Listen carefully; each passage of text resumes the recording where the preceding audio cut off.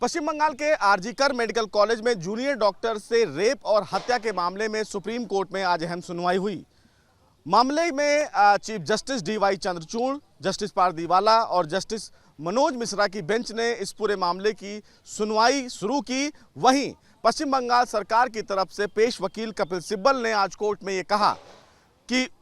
उस समय घटना के दौरान जब अस्पताल में तोड़फोड़ की गई, उस समय की घटना को लेकर हलफनामा पश्चिम बंगाल सरकार की तरफ से सीलबंद लिफाफे में सुप्रीम कोर्ट में दाखिल कर दी गई है। साथ ही साथ इस पूरे हलफनामे का सीबीआई ने विरोध किया। सीबीआई की तरफ से पेश वकील सॉलिसिटर जनरल तुषार मेहता ने यह कहा कि पश्चिम बंगाल आखिर सीबीआई से छुपाना क्या चाहती है। हालांकि इस पूरे मामले में सिलसिलेवार तरीके से सुनवाई हुई। सुप्रीम कोर्ट में जस्टिस डीवाई चंद्रचूड़ ने सीबीआई का जो हलफनामा दाखिल किया था उस पर विस्तृत सुनवाई करते हुए कई अहम सवाल किए। वहीं पश्चिम बंगाल सरकार आज एक बार फिर से सवालों के घेरे में नजर आई। सुप्रीम कोर्ट ने मामले की सुनवाई के दौरान आज फिर से एक बार पश्चिम बंगाल सरकार के वकील कपिल सिब्बल से ये पूछा कि इस पूरे मामले में अननेचुरल डेथ जो पीड़िता का हुई है उसका मामला कब दर्ज किया गया, पोस्टमार्टम रिपोर्ट कब आई और इस पूरे मामले में अभी तक की कार्रवाई क्या रही। सीबीआई की तरफ से इस पूरे मामले में तमाम दलीलें दी गई। उनकी तरफ से कहा गया कि वो इस पूरी घटना में 5 दिन के बाद एंटर करते हैं, लेकिन जब ये मामला पश्चिम बंगाल पुलिस के पास होता है उस समय बहुत ज़्यादा लूप होल हुए।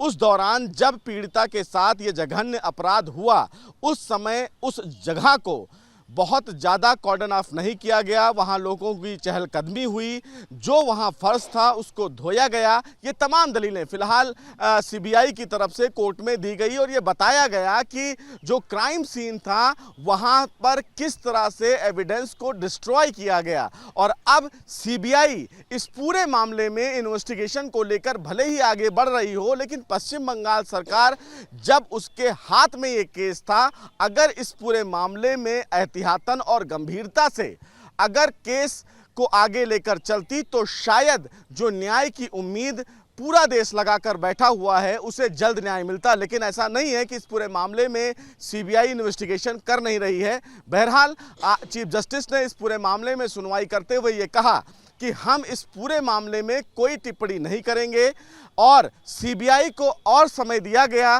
कि वो इन्वेस्टिगेशन को लेकर एक फ्रेश स्टेटस रिपोर्ट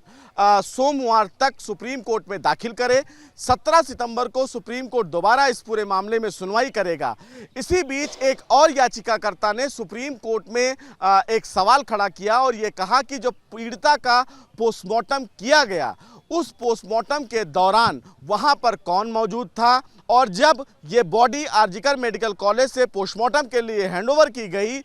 उस समय एक प्रोसीजर होता है किसी भी शुरुआत पोस्टमार्टम को करने के लिए किसी भी बॉडी का, उस समय एक चालान भरा जाता है जिसमें ये लिखा जाता है कि कौन मौजूद है, किन लोगों के द्वारा किसी भी बॉडी को हैंडओवर किया जा रहा है। लेकिन पश्चिम बंगाल पुलिस से जब आज सुप्रीम कोर्ट ने ये सवाल किया कि इस पूरे मामले से जुड़े चालान की कॉपी कहाँ है, तो वो चालान की कॉपी पश्चिम बंगाल पुलिस के पास मौजूद नहीं थी। सीबीआई की तरफ से भी ये कहा गया कि हमें कोई चालान की कॉपी मुहैया नहीं कराई गई है। बहरहाल आज इस पूरे मामले में सुप्रीम कोर्ट ने दोबारा पश्चिम बंगाल पुलिस को ये समय दिया कि वो इस पूरे मामले से जुड़े हुए जो अहम दस्तावेज हैं वो सुप्रीम कोर्ट में 17 सितंबर से पहले दाखिल करें। इसी बीच सुप्रीम कोर्ट में तमाम हड़ताली डॉक्टरों की तरफ से भी सवाल खड़े किए गए और उन्होंने कहा कि अभी भी पश्चिम बंगाल में उनको लगातार थ्रेट दिए जा रहे हैं और ये थ्रेट केवल आरजीकर मेडिकल कॉलेज का ही मामला नहीं है, बल्कि जो और सरकारी अस्पताल हैं पश्चिम बंगाल में वहाँ के डॉक्टर्स को लगातार थ्रेट मिल रहा है और उस थ्रेट को लेकर कई अहम दस्तावेज और फोटोग्राफ चीफ जस्टिस को दिए गए। हालांकि चीफ जस्टिस की तरफ से ये कहा गया कि जब हमने पहले ही आदेश दे दिया है कि तमाम डॉक्टर्स के खिलाफ कोई भी अनुशासनात्मक कार्रवाई नहीं की जाए तो डॉक्टर काम पर लौटें। इसी बीच पश्चिम बंगाल सरकार की तरफ से कपिल सिब्बल ने यह कहा कि जब इस पूरे मामले में तमाम डॉक्टर्स हड़ताल खत्म करके काम पर नहीं लौट रहे हैं, ऐसी सूरत में 23 मरीजों की मौत हुई और लगभग 6 लाख ऐसे मरीज हैं जो दर दर इलाज के लिए भटक रहे हैं क्योंकि अस्पताल में डॉक्टर काम के लिए नहीं जा रहे हैं। चीफ जस्टिस ने पश्चिम बंगाल सरकार के द्वारा जब ये दलील सुनी तो उन्होंने डॉक्टर के एसोसिएशन के तमाम वकीलों से ये कहा कि अब इस पूरे मामले में हमने तमाम डॉक्टर्स की सुरक्षा को लेकर पहले ही आदेश जारी कर दिए हैं और ऐसे में तमाम डॉक्टर्स को अपना काम करना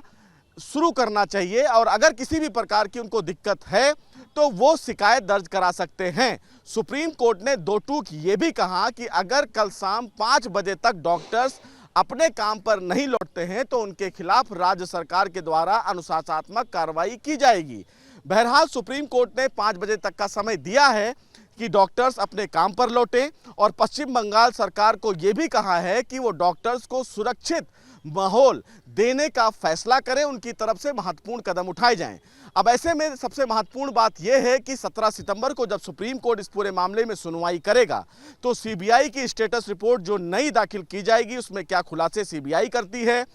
पीड़िता के पोस्टमार्टम के दौरान चालान भरा गया या नहीं भरा गया इसकी भी जानकारी दी जाएगी और वहीं सुप्रीम कोर्ट को यह भी बताया जाएगा कि पश्चिम बंगाल में जो हड़ताली डॉक्टर अभी भी हड़ताल कर रहे हैं क्या वो काम पर लौटे या फिर नहीं। लेकिन सुप्रीम कोर्ट ने आज एक बार फिर से डॉक्टर से अपील की कि तमाम जो मरीज हैं उनके इलाज के लिए वो काम पर जरूर लौटें। वीडियो जर्नलिस्ट विकास के साथ सुशील पांडे, न्यूज नेशन, दिल्ली। पश्चिम बंगाल के आरजीकर मेडिकल कॉलेज में जूनियर डॉक्टर से रेप और हत्या के मामले में सुप्रीम कोर्ट में आज अहम सुनवाई हुई। मामले में chief justice DY Chandrachud, justice Pardiwala और जस्टिस मनोज मिश्रा की बेंच ने इस पूरे मामले की सुनवाई शुरू की। वहीं पश्चिम बंगाल सरकार की तरफ से पेश वकील कपिल सिब्बल ने आज कोर्ट में ये कहा कि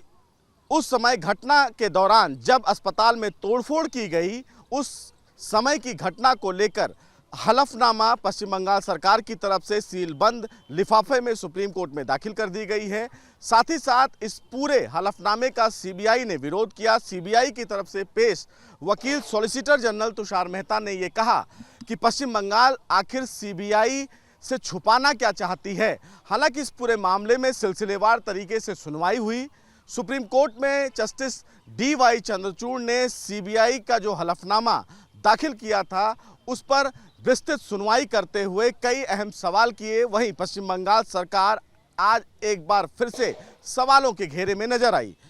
सुप्रीम कोर्ट ने मामले की सुनवाई के दौरान आज फिर से एक बार पश्चिम बंगाल सरकार के वकील कपिल सिब्बल से ये पूछा कि इस पूरे मामले में अननेचुरल डेथ जो पीड़िता हुई है उसका मामला कब दर्ज किया गया, पोस्टमार्टम रिपोर्ट कब आई और इस पूरे मामले में अभी तक की कार्रवाई क्या रही। सीबीआई की तरफ से इस पूरे मामले में तमाम दलीलें दी गई। उनकी तरफ से कहा गया कि वो इस पूरी घटना में 5 दिन के बाद एंटर करते हैं, लेकिन जब ये मामला पश्चिम बंगाल पुलिस के पास होता है उस समय बहुत ज़्यादा लूप होल हुए। उस दौरान जब पीड़िता के साथ ये जघन्य अपराध हुआ उस समय उस जगह को बहुत ज़्यादा कॉर्डन ऑफ नहीं किया गया, वहाँ लोगों की चहलकदमी हुई, जो वहाँ फर्श था उसको धोया गया। ये तमाम दलीलें फिलहाल सीबीआई की तरफ से कोर्ट में दी गई और ये बताया गया कि जो क्राइम सीन था वहाँ पर किस तरह से एविडेंस को डिस्ट्रॉय किया गया। और अब सीबीआई इस पूरे मामले में इन्वेस्टिगेशन को लेकर भले ही आगे बढ़ रही हो, लेकिन पश्चिम बंगाल सरकार जब उसके हाथ में ये केस था, अगर इस पूरे मामले में एहतियातन और गंभीरता से अगर केस को आगे लेकर चलती तो शायद जो न्याय की उम्मीद पूरा देश लगाकर बैठा हुआ है उसे जल्द न्याय मिलता। लेकिन ऐसा नहीं है कि इस पूरे मामले में सीबीआई इन्वेस्टिगेशन कर नहीं रही है। बहरहाल चीफ जस्टिस ने इस पूरे मामले में सुनवाई करते हुए ये कहा कि हम इस पूरे मामले में कोई टिप्पणी नहीं करेंगे और सीबीआई को और समय दिया गया कि वो इन्वेस्टिगेशन को लेकर एक फ्रेश स्टेटस रिपोर्ट सोमवार तक सुप्रीम कोर्ट में दाखिल करे।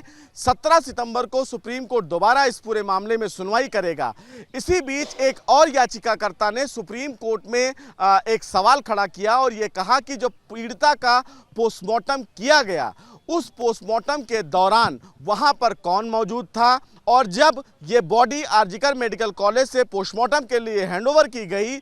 उस समय एक प्रोसीजर होता है किसी भी शुरुआत पोस्टमार्टम को करने के लिए किसी भी बॉडी का, उस समय एक चालान भरा जाता है जिसमें ये लिखा जाता है कि कौन मौजूद है,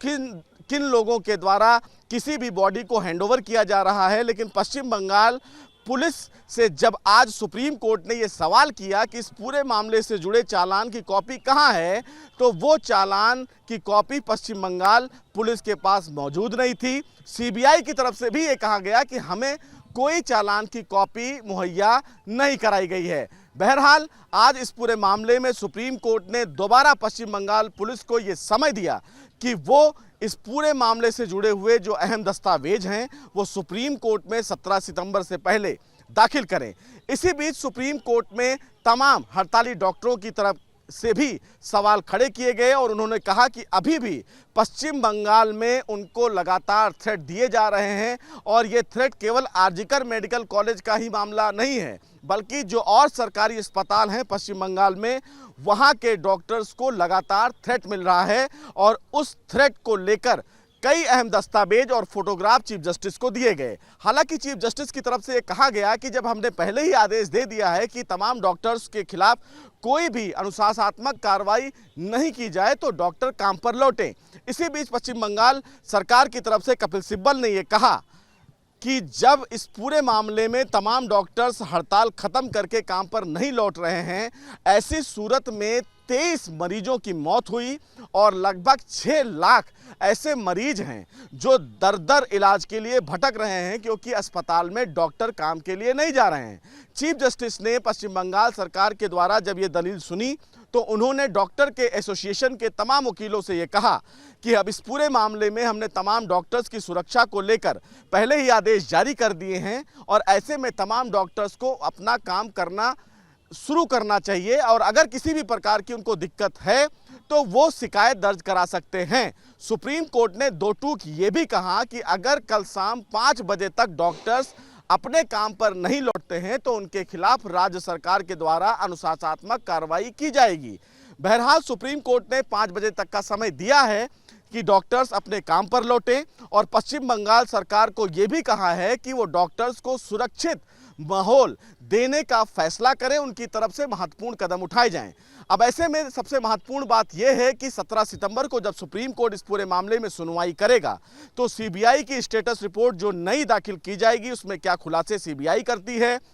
पीड़िता के पोस्टमार्टम के दौरान चालान भरा गया या नहीं भरा गया इसकी भी जानकारी दी जाएगी और वहीं सुप्रीम कोर्ट को यह भी बताया जाएगा कि पश्चिम बंगाल में जो हड़ताली डॉक्टर अभी भी हड़ताल कर रहे हैं क्या वो काम पर लौटे या फिर नहीं। लेकिन सुप्रीम कोर्ट ने आज एक बार फिर से डॉक्टर से अपील की कि तमाम जो मरीज हैं उनके इलाज के लिए वो काम पर जरूर लौटें। वीडियो जर्नलिस्ट विकास के साथ Sushil Pandey, News Nation, Delhi. News Nation अब व्हाट्सएप पर खबरों के ताजा अपडेट के लिए न्यूज नेशन के इस QR कोड को स्कैन करें।